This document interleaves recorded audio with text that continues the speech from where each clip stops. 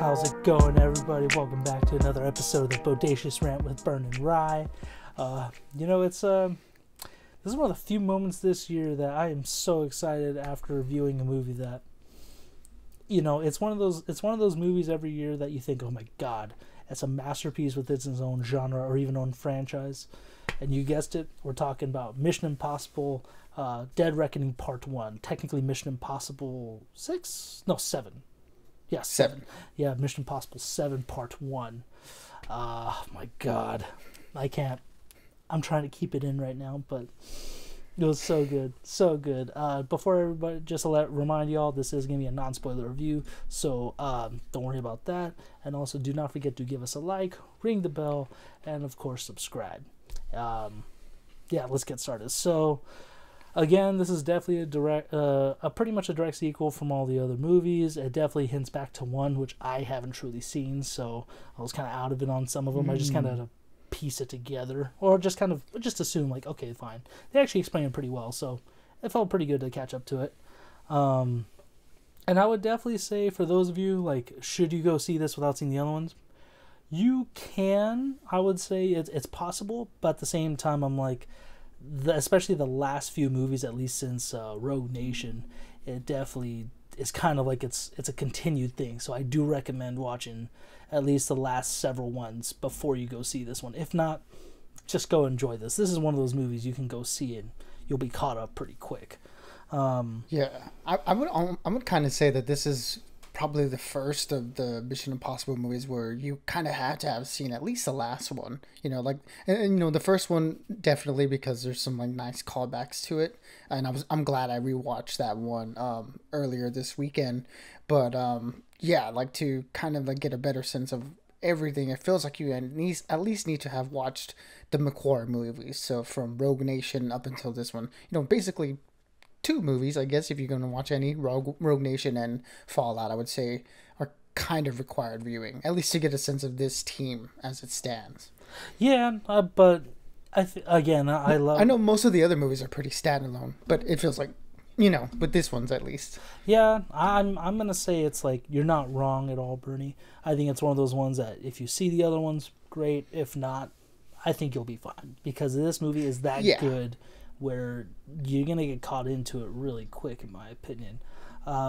It'll just enhance your enjoyment, I think. Yeah, it'll enhance your understanding and enjoyment. But so again, they're all pretty much direct sequels of each other. This time, Ethan and his team with the IMF are trying to capture an important, key, essentially, a little tech thing, and essentially just, save the world again, from basically I guess I would put it as like a tech apocalypse. I can't go any further than that without really spoiling it. So it's a good way to put it. Yeah, this is definitely a little bit different than the other ones, because without spoiling the other ones, they're definitely more, kind of with the whole typical like spy movies that you gotta stop everything before the countdown begins. Whether it be a bomb or some sort of weapon or something. This one's definitely a little different, which why I enjoyed it so much. And of course, it has Tom Cruise again in all his glory. Like, my God, that man, like Keanu Reeves and Hiroki Sanada, Donnie Yen, they're all just immortal people. They look amazing at their ages. They perform almost all their stunts. Actually, Tom Cruise, I think, is one of those guys I just mentioned. He actually does all of his own stunts for the most part. And then we also have Ving Rhames, who's been a veteran of this franchise. Simon Pegg. Thank you. I was literally thinking his name, and I was like, frick, I blanked on it. But yeah, Simon Pegg, he's been around since Mission Impossible 3, as far as I know, because that was the very first one I ever saw for this franchise. And who else is in it? It also brings back Rebecca Ferguson from the last 2 movies, Vanessa Kirby from the last one. Haley Atwell's a new addition, and she was great. Actually, a lot of people got enjoyment out of her scenes, because there was some good comedy mixed in this one as well. I think a little bit more so than the last few. Also, we have what was the guy's name? Isai Morales? Yeah, Isai Morales as the main villain in this one. I know he's a returning character from, like, the beginning of this franchise. Am I correct in assuming? No, he's not. That's not him. You're actually talking about Henry Czerny, who comes back as Kittredge from the very first Mission Impossible movie. But Isai Morales is the main bad guy of this movie. Okay, then you know what? Like I said, I don't want to spoil anything, so I won't ask you further into that because again, there's I hate to say it, even the smallest details with this movie can really spoil a good amount. So we'll keep it at that. And also, that's pretty much it for all the major actors I can think of. Yeah, Shea Wingham is in this one too, and Palm Clemente, who's the main henchwoman in this one too. Which one's Shea Wingham?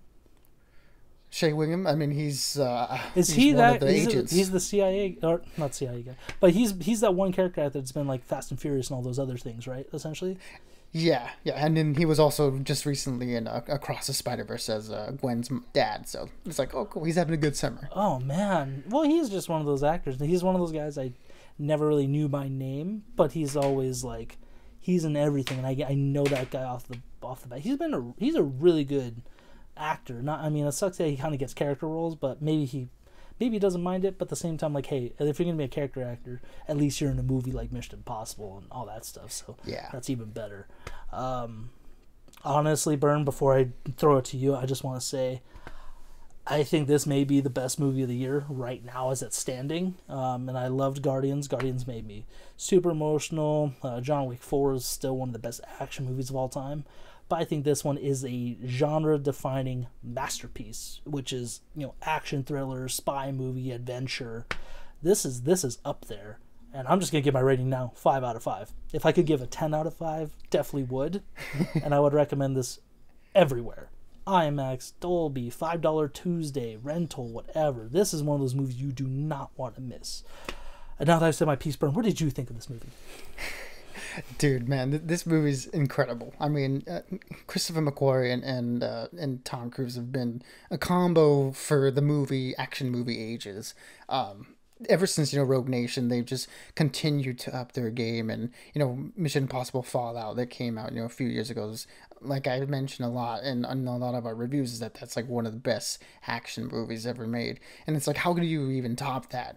I mean, I don't know if this one topped it, but this one definitely keeps the quality up at that point, which is best of all time. So it's like not a bad quality to match, you know what I mean? What they do with this movie is so good, and as you mentioned, the like within the genre that it's working in, for a lot of the more recent Mission Impossible movies, they kind of lean more into the actioniness more than the spy and thrillerness, and this one sort of brings that sort of paranoid spy thriller aspects back from like the first movie. And again, I mean, I really like that I was able to watch that first one, so I can see how kind of this franchise has progressed, and of course they've gotten more and more action. It's become about the stunts, but this one is definitely about like the espionage and the race against time of it all, which was really cool. And what I also like about this one too is that this one brought back that sense of fun from Ghost Protocol, I think. Not that the last few movies haven't been fun, but they've been a little bit more serious and like in your face. And this one wasn't afraid to get a little silly at points during the action sequences, which made it really, really fun, especially with Haley Atwell's character, who's, a new addition to this group. And what a great addition, because what she brought to the team dynamics is different from what we've seen in these last few movies. And she's sort of like an audience surrogate, just looking at the ridiculousness of the situation and just like calling it out, like how insane these things and what Ethan's doing in the movie, how insane they all are. So she was so much fun. And yeah, man, what can I say about like this? The action sequences are just top notch. One thing I do wish is I wish they didn't show that jump in the trailer that we see all the time. It's like, it's such a great sequence, and I feel like, man, they really should have kept it for the movie, but I guess you got to sell the movie. But it would have been awesome to see that in the theater, just like for the first time, and instead of seeing it in trailers all over the place. But I mean, that action sequence is awesome, but throughout the movie, there's so many other good ones that keep the movie going. And I mean, dude, it's like how to I can't even fathom how they've been able to pull this off. It's just incredible. Well, Bern, like I said, it's just an amazing feat of its own, and yeah, I do agree with you. Again, Haley Atwell just added a good dose of energy. Not that the other ones had no energy or anything, but yeah, she had a little more lighthearted energy to this one. Especially with some of the I'm not gonna get into it because now it makes me want to laugh thinking about it, and because I was so into it, I wasn't really laughing with the crowd. I was just like, oh my god, like this is so intense. I can't laugh right now. I can't take this moment. It's just too intense of a movie, and that's what I loved about it. But having said all that, Bern, what would be your rating for this one? Yeah, I mean, look, this is the third part one movie that we've gotten this year, and I think this one is the one that's achieved that part one thing out of the three the best. I mean, this one is definitely like this movie can kind of, I guess it can kind of stand on its own if it wants to, because just the movie itself it's a complete movie, and I really do enjoy that. It's not like Across the Spider-Verse and Fast X, where it's just like the movies just end. You know, Across the Spider-Verse did it better, far better than Fast X, but this movie does it better than those two, I think, in my opinion. And I mean, when it comes to the action genre, and we're looking at that, I mean, come on, there's a Rome sequence here, just like there was in Fast X, and it's no competition. You watch those two sequences back to back, and this one's just blows it out of the water. And again, that just speaks to the quality of this movie and this franchise and these creators involved. And I can't give it anything less than a 5 out of 5. I do have some minor quibbles, but neither of them detract from the movie. You know, just sort of like a flashback element and sort of the thing that I mentioned earlier, where it's like, I wish they didn't give away certain sequences in the trailer, and I wish I could have seen that for the first time in the movie theater. But other than that, dude, just amazing movie. I mean, Tom Cruise and Christopher McQuarrie, they don't miss. And like Ryan said, just go watch this in the theater in any format you can, because this is not one you're going to want to miss. No, it is not. And Bern, I wish I could agree with you on the nitpicks. I would really have to force myself to nitpick at this movie. This is just me, you know. I'm sorry, I got sucked. Not that you didn't get sucked into it, Bern, but I could care less about any minor nitpicks I'd have. It was so good, and I still 5 out of 5. No, Bern, you're right. And I'm just saying, man. I can't. I disagree with you on the nitpicks. I can't do it. I just can't. But for those of you who have already caught it this week, you know, it just dropped on Wednesday.